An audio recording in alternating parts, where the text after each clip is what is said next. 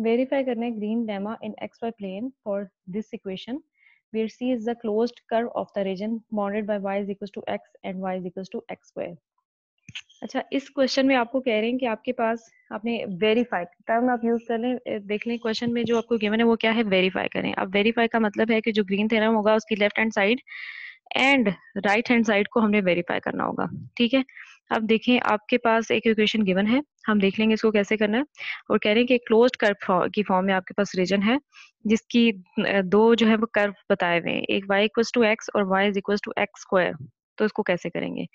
पहले हमारे पास जो ये इक्वेशन है हमने इस इक्वेशन नंबर ए कह दिया और फिर हम उसको देख भी लेते हैं कि हमारे पास कैसे होगा।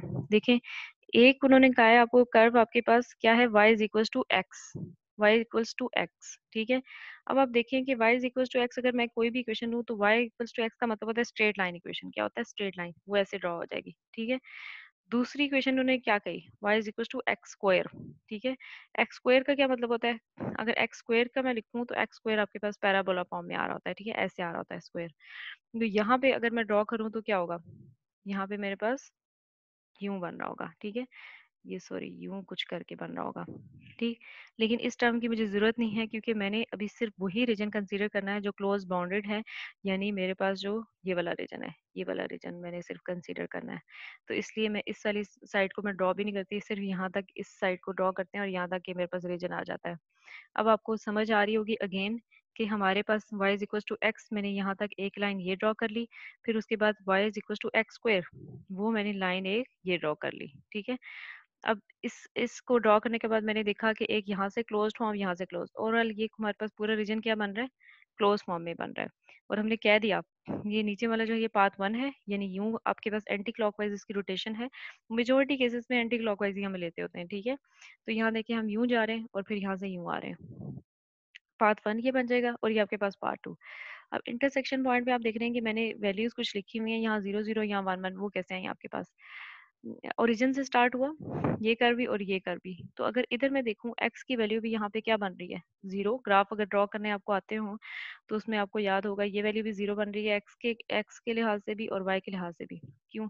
क्योंकि देखें आपके पास यहाँ पे एक्स की क्या वैल्यू होती है, जीरो ओरिजिन पे, वाई की भी जीरो, फिर यहाँ पे एक्स की वन, फिर यहाँ की टू, इस तरह करके आ रही होती हैं। इसी तरह वाई की फिर वन टू थ्री, लेकिन यहाँ सेंटर पे जीरो। इसी तरह अगर नीचे भी जाएंगे तो सेंटर क्या होता है, जीरो ही होता है। जीरो हो गया। अब जीरो से हम आगे बढ़े यहाँ तक।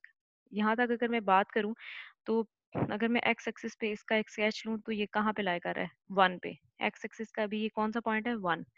और अगर इसी तरह मैं यहाँ पे वाई एक्सिस पे देखूँ तो ये वाला पॉइंट कहाँ पे लाई कर रहा है, ये इंटरसेक्शन वाला पॉइंट वन पे। इसका मतलब है एक्स और वाई दोनों के लिहाज से ये वाला पॉइंट जो है वन वन पे इंटरसेक्ट कर रहा है। टू टू भी हो सकते थे। ठीक है, यहाँ पे मैंने इसको वन वन कह दिया, वन वन पे कर रहा है।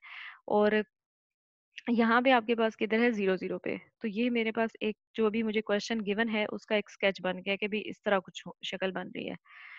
अब मैं करूंगी क्या, पहले मैंने पाथ वन को सॉल्व करना है। अब देखें पाथ वन में आप अगर बात करें, पाथ वन आपके पास ये वाला कर्व है, यानी जीरो से वन तक जा रहा है, जीरो से वन तक जा रहा है। ठीक है, ये देखिए आपके पास जीरो से वन तक जा रहा है पाथ वन। तो इसमें लिमिट चेंज हो रही है आपके पास जीरो जीरो टू वन। और पाथ वन जो है उसका कर्व की जो शेप है y is equal to X square है, यानी एक्स स्क्वायर का कर्व था। तो ये क्या हो जाएगा, y is equal to X square. अब इसका डेरिवेटिव लें, D Y by D X, और ये एक्स स्क्वायर का डेरिवेटिव ले रहे हैं तो ये क्या हो जाएगा, टू एक्स। और यहाँ पे डी वाई अगर मैं साइड पे ही रखती हूँ तो मेरे पास क्या हो जाएगा, टू एक्स और डी एक्स आ जाएगा। ठीक है, सो इक्वेशन ए बिकम्स, यानी हमने जो इक्वेशन नंबर ए कही थी यानी ये वाली। अब इसको करने का तरीका क्या है, तरीका ये है कि अब आपने जो y की वैल्यू निकाली है ना, तो वो इस इक्वेशन में मैंने डाल देनी है। यानी y की जगह मैं क्या पुट कर दूंगी, एक्स स्क्वायर, इस y की जगह एक्स स्क्वायर। और अब डी एक्स तो वही रहेगा। इसी तरह सिमिलरली ये जो डी वाई होगा इसकी वैल्यू भी चेंज हो जाएगी, इसकी वैल्यू क्या हो जाएगी, टू एक्स डी एक्स। तो देखिए आपके पास क्या बन रही है, एक्स, यहाँ पे भी एक्स स्क्वायर आ गया, यहाँ वाई था, वाई की जगह एक्स स्क्वायर आ गया, यहाँ पे वाई था तो वाई की जगह एक्स स्क्वायर आ गया, और यहाँ वाई का भी स्क्वायर था तो एक्स स्क्वायर का भी स्क्वायर। और फिर आपके पास एक्स स्क्वायर और यहाँ पे डी वाई था तो डी वाई की जगह टू एक्स डी एक्स आ गया। सिंप्लीफाई करेंगे आपके पास क्या बन जाएगा, x cube D x plus two x cube D x plus x four. तो ये दो टर्म एक जैसी ये ऐड हो जाएंगी, ये ऐड हो गई, three x cube D x plus x four D x हो गया। ठीक है, अब बारी बारी इनको इंटीग्रेट करते हैं और लिमिट हमें मालूम है, लिमिट हमने कहा कि 0 से 1 तक जा रहा है। कर्व की वैल्यू अगर हम देखें, यहाँ से 0 से शुरू हो रहा है और ये कहाँ तक जा रहा है, 1 तक। ठीक है, तो x की जो हमने वैल्यू पुट करनी होगी वो क्या होंगी, 0 से 1 तक, 0 से 1 तक। दोनों को सेपरेट इंटीग्रेट कर लेते हैं। ये क्या हो जाएगा, x 4/4 0 से 1 तक, और ये x 5/5 0 से 1। तो अब आप इसमें देखें कि आपके पास 1 क्या आ जाएगा, ये 3/4 कॉमन ले लेंगे। अब x4 की वैल्यू यहाँ पे आपने लिमिट्स पुट करनी है। 1 का की पावर 4 क्या होता है, पॉजिटिव ही होता है, -0, तो 0 को तो आप नहीं लिखेंगे। तो ये आपके पास क्या आ जाएगा, 1 मल्टीप्लाई बाय 3/4 होगा तो 3/4 ही आ जाएगा। प्लस यहाँ पे आपके पास क्या आ जाएगा, 1/5, और 1 है क्योंकि पॉजिटिव वैल्यू है, पॉजिटिव वैल्यू का अगर आप फिफ्थ पावर भी लेते हैं तो वो भी पॉजिटिव ही रहेगी, तो 1 मल्टीप्लाई बाय 1/5 भी यहाँ पे 1/5 आ जाएगा। इसकी यहाँ पे कैलकुलेशन करेंगे, आपके पास आंसर आ जाएगा 19/20। ठीक है, तो ये आपने पाथ 1 के लिए फाइंड किया, अभी इंटीग्रेट किया। अब हम फाइंड करते हैं पाथ 2 के लिए। पाथ 2 के लिए आपके पास क्या था, पाथ 2 पे अगर आप ग्राफ में याद करें तो आपके पास क्या है, ये पार्ट टू है, ये जा रहा है 1 से 0 तक। ये आपके पास 0 से 1 तक यहाँ गया और फिर आगे आपके पास रोटेशन इस तरफ को आ रही है, यानी 1 से 0 तक। तो ये 1 से 0 जा रहा है, और पाथ 2 जो है वहां पे आप देख रहे हैं कि आपके पास इक्वेशन ऑफ लाइन है, यानी सिंपल इक्वेशन है, स्ट्रेट लाइन इक्वेशन है, y is equal to x है। तो पार्ट 2 की क्या बन जाएगी हमारे पास, y is equal to x, इसका अगर dy बाई डी एक्स लेंगे तो क्या हो जाएगा, d बाई डी एक्स, और यहाँ पे है ही ऑलरेडी x, तो ये 1 बन जाएगा। तो dy किसके इक्वल हो जाएगा, dx के इक्वल हो जाएगा। ठीक है, अब आप देखें कि आपके पास जो इक्वेशन थी, जो गिवन इक्वेशन थी, वहां पे ए इक्वेशन वो क्या थी, एक्स वाई थी। ठीक है, y थी, तो यहाँ पे y की जगह क्या आ जाएगा, x आ जाएगा। और यहाँ पे आपके पास यहाँ पे आपका वाई स्क्वायर था, वाई स्क्वायर की बजाय यहाँ पे क्या आ जाएगा, x square, D x plus यहाँ पे एक्स स्क्वायर, और यहाँ पे जो डी वाई था उसकी जगह डी एक्स हो जाएगा। तो आप इसको सिंप्लीफाई करेंगे, हमारे पास आंसर क्या आ जाएगा, 3x³ dx, 3x² sorry x, ये कुछ गड़बड़ नहीं होगी, हाँ 3x² dx होना चाहिए, ये 3x² dx होगा। ठीक है, तो इसको सही कर लीजिएगा, ये x स्क्वायर है। फिर इसका जब इंटीग्रेट करेंगे तो ये क्या हो जाएगा, आप इसको इंटीग्रेट करेंगे, इसका आंसर जो आएगा ना वो x³/3 आ जाएगा। तो यहाँ पे भी 3, ये भी 3, ये कैंसिल हो जाएगा।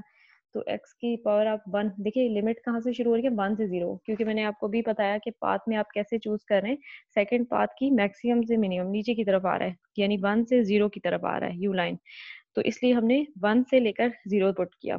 तो 1 you upper limit minus lower limit आप पुट करेंगे तो आपके पास यहाँ पे आंसर क्या आ जाएगा, -1, -1 आ गया।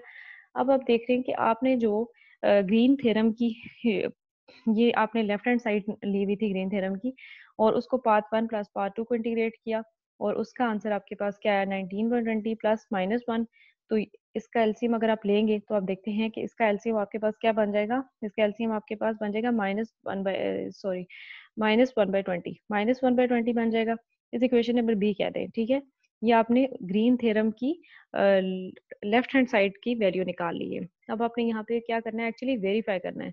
तो आपके पास ग्रीन थ्योरम की लेफ्ट हैंड साइड इक्वल किसकी होनी चाहिए, ग्रीन थ्योरम की राइट हैंड साइड के।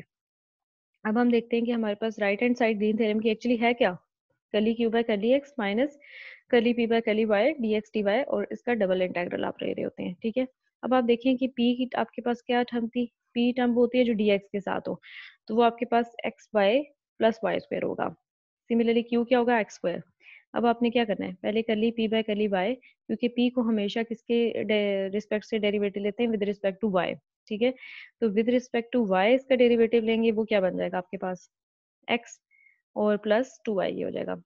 इसके बाद आप देखेंगे x क्या लेंगे, q का विद रिस्पेक्ट टू x लेंगे, तो वो क्या हो जाएगा, curly by curly X X square, वो हो जाएगा आपके पास 2x हो गया। अब आपने क्या करना है कि इस इक्वेशन में जो राइट हैंड साइड है, curly Q by curly X minus curly P by curly Y की वैल्यू ले लेनी है।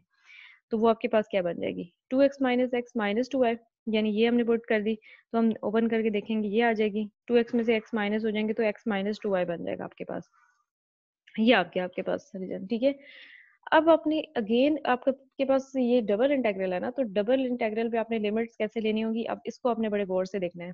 एक्स की लिमिट आप कैसे ले रहे होंगे, एक्स की लिमिट देखें आपके पास ये होंगी, एक्स की लिमिट आपके पास यहाँ पे 0 से 1 पे चेंज हो रही है। अगर एक्स आप देखिए ना, यहाँ से इस पॉइंट पे अगर मैं लाऊं तो 0 से 1 पे चेंज हो रहा है। तो आप कह देंगे x की वैल्यू 0 से 1, और आपको पता है कि जब भी हम सरफेस इंटीग्रल ले रहे होते हैं, यानी डबल इंटीग्रल ले रहे होते हैं, तो हम x की लिमिट्स जो है वो हम कॉर्नर पे पुट करते हैं। यहाँ से 0 से 1 हमने x की लिमिट्स लिख ली। फिर हम देखते हैं कि हमारे पास पार्ट दूसरी वैल्यू जो y की लिमिट है, y की लिमिट क्या होंगी? y अगर आप देखें, ये आपके पास y equal to X square था, और ये क्या था? y equal to X.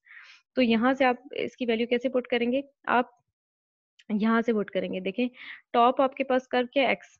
तो आप top y equal to X, ये हो गया y की इक्वल टू एक्स, और जो बॉटम कर्व है वो आपके पास क्या है? y equal to X square. वो क्या हो जाएगा आपके पास? y equal to X square यहाँ पे आ गया। अब गौर से देखिए आपके पास लिमिट कैसे आई, ये क्वेश्चन देखने वाला है। 0 से 1 तक x की अगर मैं बात करूँ तो 0 से 1 तक ही वेरी किया है, वो तो डायरेक्ट आ गई, और वो हम हमेशा हम कॉर्नर की लिमिट में पुट करते हैं। ये आपके पास लिमिट आ गई।